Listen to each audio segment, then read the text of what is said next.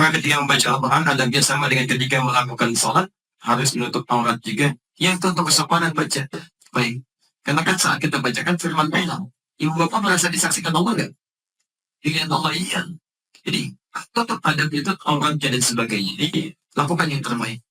Bahkan kalau ingin cepat Qurannya hadir, Masya Allah, Allah perbaiki penampilan. Kata Imam An-Nawawi, usahakan berwudu dengan baik. Baca Quran tanpa wudu boleh. Boleh kalau kita tidak bisa melakukannya. Ya, kata para ulama itu bukan makruh tapi tarikul afdal, meninggalkan yang utama. Tapi yang paling utama itu berwudu, itu paling bagus. Nggak bisa wudu langsung tayamum. Itu paling bagus ya.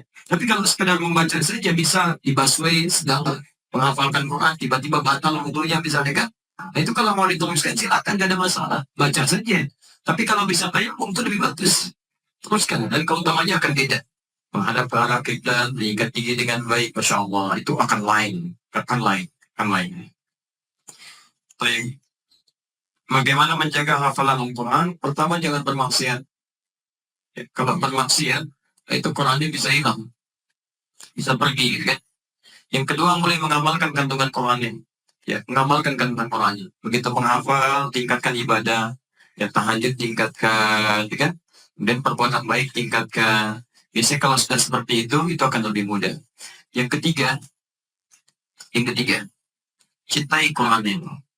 Cintai Quran. Kalau kita mencintai Quran, Quran akan datang dengan cepat sekali. Akan dengan mudah dan otomatis akan muncul.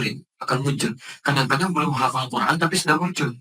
Ya, kayaknya ada di Quran, kayaknya ada. Ya. Dulu kami begitu. Saya dulu seperti itu. Saya tuh kalau mencoba untuk berusaha mencintai Quran. Jadi ketika ada sesuatu saya yakin ada di Quran. Sampai kita bisa menghafalkannya pelan-pelan. Alhamdulillah. Ini lebih mudah, cepat. Ya. Dulu ayah kami meninggal dunia. Saya 97 ya. Beliau di rumah sakit, peluk saya, dan minta maaf tidak bisa mengantar di santai. Dan saya harus berpisah, kemudian kembali berangkat ke pesantren. Beberapa masa kemudian diketahui sudah meninggal dunia. Jadi saya tidak tahu sudah meninggal, hanya diminta setelah sholat subuh untuk bersiap pulang. Saya tanya kakak bagaimana keadaan ayah, beliau tidak jawab. Begitu sampai di Bandung, paman kami mengatakan barangkali sudah tidak bisa melihat penguburannya. Oh berarti saya paham sudah pergi gitu kan, sudah pergi. Kemudian sampai rumah, saya cuma lihat ibu duduk di ruang tengah, ya pakai baju, saya peluk dan saya temani tidur. Cuma lihat di mimpi saja malam itu. Beliau datang, sudah senyum, pamit, ya tidak telah bertemu lagi sampai hari ini. Ya, sampai hari ini.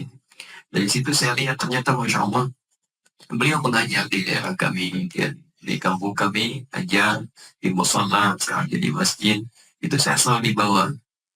Jadi kalau beliau mengajar, saya tidur pangkuannya itu. Dan saya sadari betul bagaimana menjaga kami di jalan itu, dibawa sampai ke rumah jalan. Supaya saya tidak terganggu sampai ditidurkan itu. Karena saya pernah pura-pura tidur. Saya ingin tahu apa-apa yang dikerjakan ayah saya. Saya di pangku pakai di jalan. Ya, Masya Allah, saya enak aja di pangku sampai didiamkan gitu. Sekarang gantian. Saya mengajar beliau tidur. Tapi yang paling mengagetkan ketika kami lihat di rumah itu pulang dari pesantren, saya lihat ini kan kitab-kitab yang saya pelajari di pesantren. Ada saya lihat kitab-kitab yang kemudian diambil lagi oleh teman-temannya yang lain. Ternyata saya baru paham, ternyata beliau mengarahkan, mengajarkan dan sebagainya tanpa pernah menunjukkan ini kitabnya, ini bukunya dan sebagainya. Di situ saya menangis, tidak meninggalkan apapun. Saya bawa mushaf yang umat Bahmi itu yang warna biru. Saya masuk ke ruang tengah, saya berdoa kepada Allah. Kalau saya tidak bisa berbakti dalam hidup, mohon berikan ya Allah tuntunan supaya pahala mutalik dalam wafatnya. Saya buka Quran, saya menangis, saya baca, di situ ada buka Quran itu. Ya, tiba-tiba itu diminta menghafal Quran 8 ayat Al-Baqarah saat pertama masuk pesantren. Itu saat saya buka di ruang tengah, saya menangis, yang datang 40 ayat. Dan tidak bisa berhenti, masuk. Sampai dengan artinya, sampai dengan nomornya dan sebagainya. Begitu pulang ke pesantren, saya diminta, dipanggil kan, kemudian membacakan Quran, masing-masing dites ke depan. Saya baca, mulut saya nggak bisa berdiri. Terus baca sampai guru saya mengatakan cukup menanda duduk di sini, bapak pamitnya pegang kertas nilai. Jadi saya nilai teman-teman masuk. Dari situ ada kemudahan ya sampai hari ini. Jadi kalau kita mencintai Quran ya, meniatkan amal kebaikan karena Allah dengan sesuatu yang baik, insya Allah akan jaga. Sepanjang jangan berbuat maksiat, jaga dari mata sampai dengan ujung kaki.